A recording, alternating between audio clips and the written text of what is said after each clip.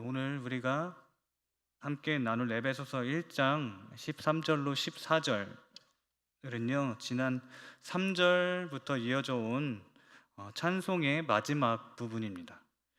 우리가 지난 3절부터 나누었던 찬송의 내용은요, 우리에게 구원을 베푸시는 삼위 하나님을 향한 찬송입니다. 이처럼 우리는 지난 3절부터 이어져 온 그 찬송의 내용들을 통해 삼위 하나님의 구원 사역을 계속해서 살펴보고 있는데요. 그 중에서 첫째는 구원에 관한 성부 하나님의 계획을 살펴보았고, 또 두 번째로는 구원을 이루신 성자 예수님의 사역을 살펴보았습니다. 그리고 오늘은 그 마지막 시간으로서 성령께서 우리의 구원을 위해 어떤 사역을 행하셨는지를 살펴보면서 말씀을 마무리하려고 합니다. 그중 첫 번째로 성령께서는 우리로 하여금 구원의 복음을 믿게 하십니다. 이에 대해 우리 오늘 본문 13절의 말씀을 다시 한번 읽어보도록 하겠습니다. 시작. 그 안에서 너희도 진리의 말씀 곧 너희의 구원의 복음을 듣고 그 안에서 또한 믿어 약속의 성령으로 인치심을 받았으니. 아멘. 우리가 13절의 내용에 들어가기 전에 주목해서 보아야 할 점은요, 이 본문에서 두 가지의 전환이 나타난다라는 것입니다. 첫째는 그리스도의 구원 사역에서 성령의 적용 사역으로서의 전환이며, 둘째는 우리에서 너희로의 전환입니다. 여기서 우리에 해당되는 사람은 유대인 그리스도인이고 너희에 해당되는 사람은 이방인 그리스도인입니다. 그리고 이 두 전환이 우리에게 알려두고 있는 바는 유대인이나 이방인이나 할 것 없이 모두 다 예수 그리스도를 믿는 성도들이라는 것이며, 성령께서는 예수 그리스도를 믿는 모든 성도들에게 그리스도께서 이루신 그 구원을 적용시켜 주신다라는 것입니다. 그렇다면 성령께서는 그리스도께서 이루신 그 구원을 적용시켜 주시기 위해서 무엇을 구원의 매개체로 사용하고 계시는 것일까요? 그것은 진리의 말씀 곧 구원의 복음입니다. 13절의 말씀을 다시 살펴보면 진리의 말씀 곧 구원의 복음을 듣고 믿어 라고 말씀하고 있습니다. 그러니까 진리의 말씀 곧 구원의 복음이 누군가에게 들려졌을 때에 믿음이 발생한다라는 것입니다. 그렇다면 믿음이란 무엇입니까? 간단히 말해서 믿음이란 예수님을 나의 구원자로 받아들이는 그 통로입니다. 그래서 믿음이라는 그 통로를 통해서만 예수 그리스도께로 나아갈 수 있고 예수 그리스도를 붙잡을 수 있기 때문에 그 믿음만이 우리의 구원의 유일한 조건이 됩니다. 이에 대해서 우리 잠시 로마서 10장 9절로 10절의 말씀을 함께 읽어보도록 하겠습니다. 시작. 내가 만일 내 입으로 예수를 주로 시인하며 또 하나님께서 그를 죽은 자 가운데에서 살리신 것을 내 마음에 믿으면 구원을 받으리라. 사람이 마음으로 믿어 의에 이르고 입으로 시인하여 구원에 이르느니라. 아멘. 이와 같이 죄인이 예수님의 죽으심과 부활하심을 마음으로 믿어 입으로 시인하면 죄에 대해서 구원을 얻게 됩니다. 그렇다면요, 이렇게 구원의 유일한 조건이 되는 믿음은 어떻게 생겨나는 것일까요? 이에 대해서 우리 에베소서 2장 8절의 말씀을 함께 읽어보도록 하겠습니다. 함께 읽겠습니다. 시작. 너희는 그 은혜에 의하여 믿음으로 말미암아 구원을 받았으니 이것은 너희에게 난 것이 아니요 하나님의 선물이라. 아멘. 그렇습니다. 우리가 본질상 진노의 자녀로서 하나님을 믿을 수 없는 죄인임에도 불구하고 믿음을 소유하여 구원을 얻을 수 있는 것은요, 하나님께서 우리에게 믿음이라는 선물을 은혜로 주셨기 때문입니다. 이처럼 죄인된 우리는 하나님의 은혜가 있어야만 비로소 믿음을 소유하게 됩니다. 그리고 그 하나님의 은혜의 선물을 가져다 주시는 분이 바로 성령님이십니다. 하나님 아버지께서는 죄인된 우리에게 성령님을 통해 믿음을 전달하시는데요, 이렇게 성령님을 통해 믿음이 전달되기까지는 논리적인 순서가 따릅니다. 그 순서가 어떠한지 우리 또 잠시 로마서 10장 17절의 말씀을 함께 읽어보도록 하겠습니다. 함께 읽겠습니다. 시작. 그러므로 믿음은 들음에서 나며 들음은 그리스도의 말씀으로 말미암았느니라. 아멘. 그렇습니다. 믿음이 전달되는 순서는 먼저는 그리스도의 말씀, 곧 복음의 말씀이 선포되어져야 하고 또 그 선포된 말씀을 들어야만 합니다. 이처럼 선포되는 복음의 말씀을 듣게 되었을 때 비로소 우리에게는 믿음이 발생하게 되는 것입니다. 성령께서는요, 그리스도 안에서 하나님의 택함을 받고 하나님의 자녀가 될 사람들이 복음의 말씀을 듣게 되었을 때에 믿음으로 반응할 수 있도록 역사하십니다.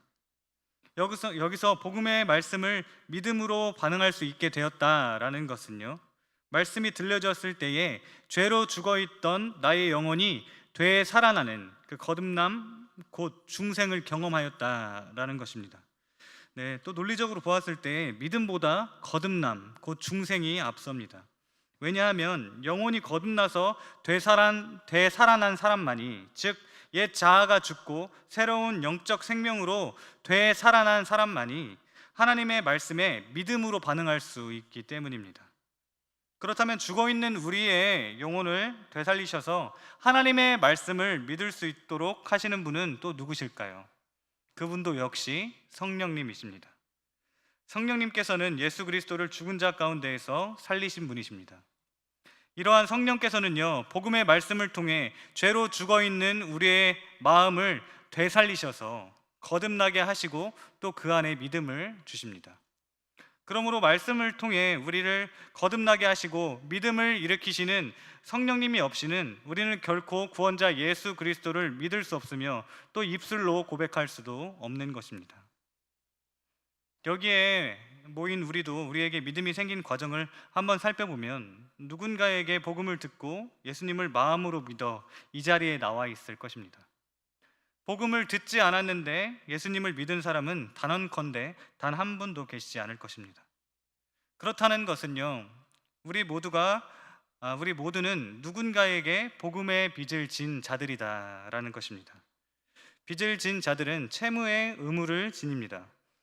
복음의 빚을 진 자들도 이와 마찬가지입니다. 그렇다면 복음의 빚을 진 그 복음의 채무자들은요, 어떻게 그 빚을 갚아 나갈 수 있는 것일까요?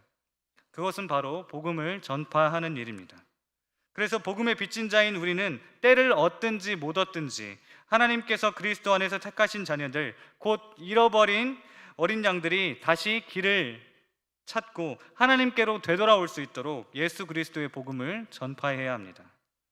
그러므로 우리는 내가 서 있는 이 자리에서 복음을 증거해야 합니다.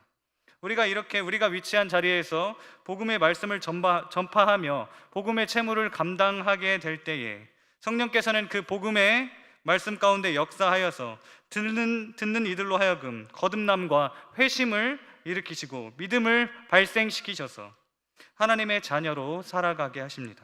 그러므로 사랑하는 여러분, 우리 주변에 있는 사람들에게 성령을 통한 구원의 역사를 기대한다라고 한다면 우리는 우리의 삶 속에서 때를 얻든지 못 얻든지 복음의 말씀을 전파하며 살아야 할 것입니다. 이와 같이 우리 모두가 복음의 빚진 자로서 복음을 증거하는 삶으로 복음의 빚을, 복음의 채무를 갚아나가는 저와 여러분이 될 수 있기를 예수 그리스도의 이름으로 간절히 소망합니다. 네, 두 번째로 성령께서는 우리에게 약속의 인을 치십니다. 이에 대해 우리 다시 한번 13절의 말씀을 읽어보도록 하겠습니다. 함께 읽겠습니다. 시작. 그 안에서 너희도 진리의 말씀 곧 너희의 구원의 복음을 듣고 그 안에서 또한 믿어 약속의 성령으로 인치심을 받았으니. 아멘. 여기서 인을 친다라는 말은요, 도장을 꽉 찍는 행위를 말합니다. 고대 사회에서는요, 노예나 가축의 주인이 노예나 가축에게 인을 찍었습니다. 이렇게 인을 찍는 행위는 자신의 소유임을 확증하는 것입니다. 이렇게 주인이 노예나 가축에게 인을 찍는 행위를 통해 우리가 알 수 있는 사실 하나는 이 도장은요, 스스로가 찍을 수 있는 것이 아니라 주인이 그 도장을 찍어주는 것이다 라는 것입니다. 이와 마찬가지로 하나님께서도 성령님을 통해 우리의 마음속에 인을 찍으십니다. 이러한 하나님의 인치심은 우리를 하나님의 소유로 구별하신 것이요 또 당신의 소유로 확증하신 것입니다. 또한 성령의 인치심 역시요 우리가 스스로가 인을 찍을 수 있는 것이 아니요 성령께서 찍어 주신 것으로서 우리는 단지 그 도장에 찍힐 뿐입니다. 그러므로 성령의 인치심을 받은 것은 우리의 요구와 우리의 행실과 같이 우리의 공로가 아니라 오직 하나님의 은혜의 공로로 된 것임을 우리는 또 깨달아 알아야 할 것입니다. 이렇게 우리는 하나님의 은혜로 말미암아 성령의 인치심을 받아 하나님의 소유로 구별되었습니다.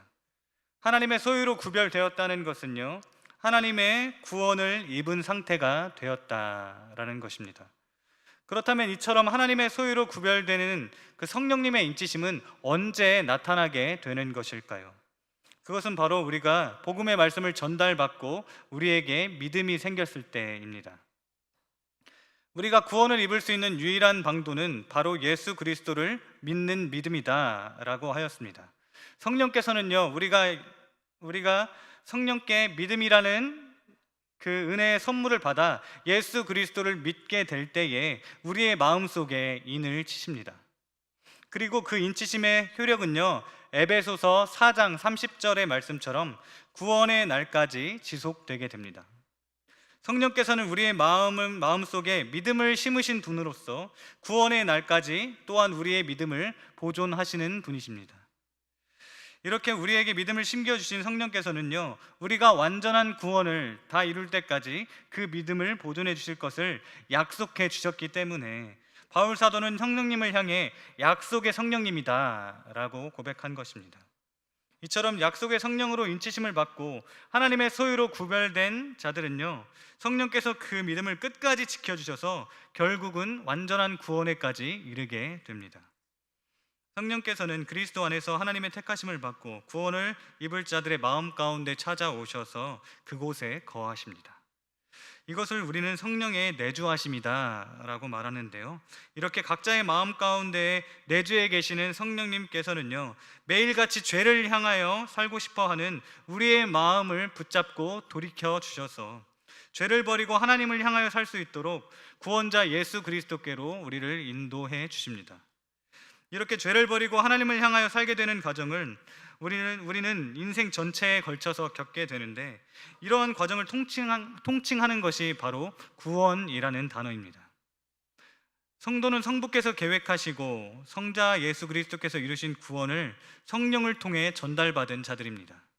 이렇게 성령을 통해 구원을 전달받은 성도는 이제 옛 사람을 버리고 새 사람으로서의 삶, 곧 구원의 삶을 살아나가게 됩니다.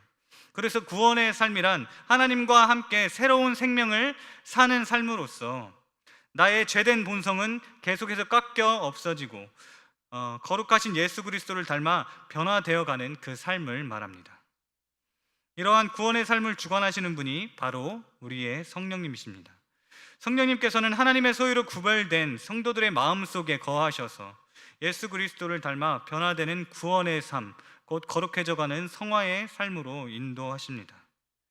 성령의 인도하심을 통해 예수님의 거룩함을 닮아 변화되는 삶에는 반드시 그 삶의 열매가 맺힙니다.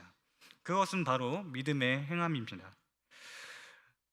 야고보서 2장 17절에서는요 행함이 없는 믿음은 죽은 믿음이다 라고 말하고 있습니다. 즉 믿음이 있는 사람은 행함으로 그 믿음이 진짜 살아있는 믿음임을 나타내야 한다라는 것입니다. 행함이 믿음을 만들어내는 것은 아니지만 행함으로 믿음이 증명됩니다.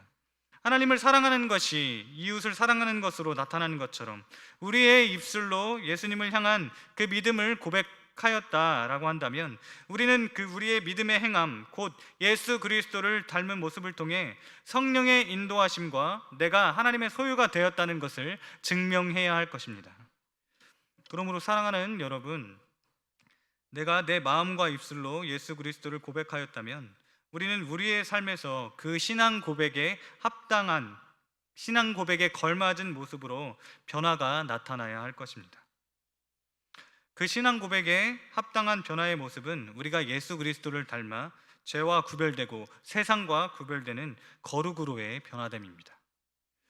이렇게 우리의 모든 행함이 예수님을 닮아 죄와 구별되고 세상과 구별되는 거룩한 삶이 되기를 간절히 원합니다. 이러한 삶이야말로 성령의 인치심을 받고 성령의 인도함을 받는 구원의 삶, 곧 성령의 열매가 내 삶 가운데 풍성히 맺히는 삶의 모습이 될 수 있습니다.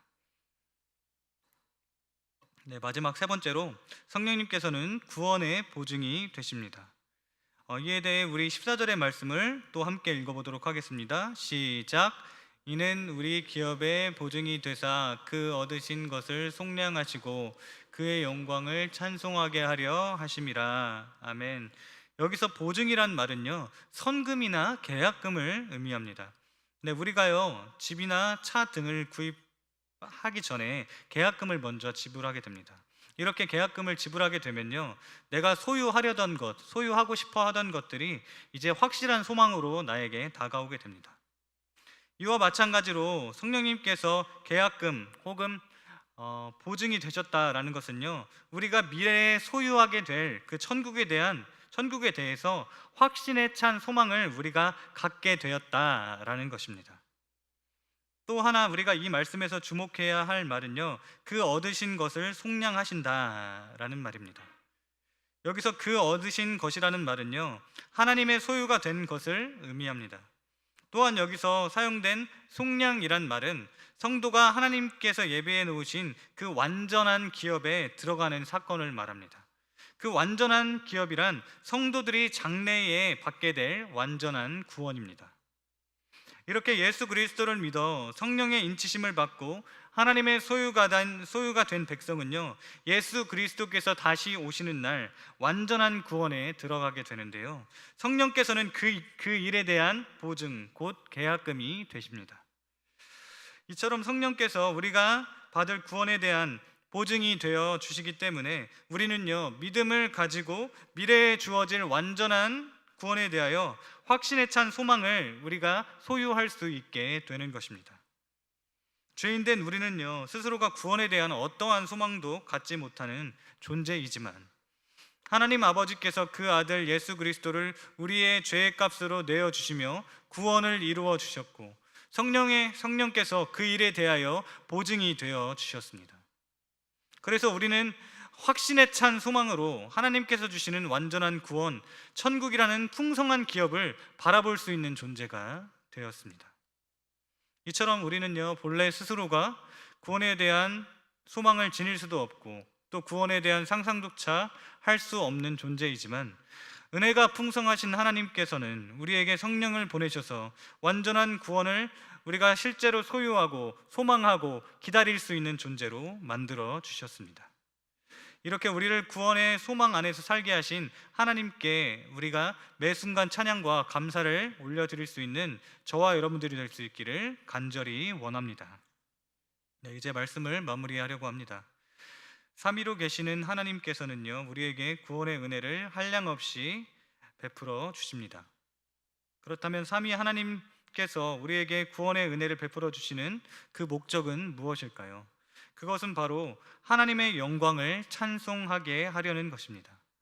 바울 사도는 3절로 14절까지 이어지는 말씀을 통해 각각에 걸쳐서 성부, 성자, 성령 삼위 하나님의 각각의 구속 사역을 나열하면서요, 각 사역의 마지막에 하나님의 영광을 찬송하는 것이 구속 사역의 목적임을 분명하게 밝히고 있습니다. 그러므로 우리 사랑하는 봉동중앙교회 성도 여러분, 우리가 삼위 하나님께서 은혜로 베푸신 그 구원을 값없이 받은 자들로서 하나님께서 우리를 구속하신 그 목적에 걸맞게 날마다 하나님을 찬송하며 하나님께 감사하며 하나님께 영광을 올려드리는 삶의 모습이 바로 우리의 삶의 모습이 될 수 있기를 예수 그리스도 이름으로 간절히 소망합니다. 네, 우리 함께 찬양하며 결단하는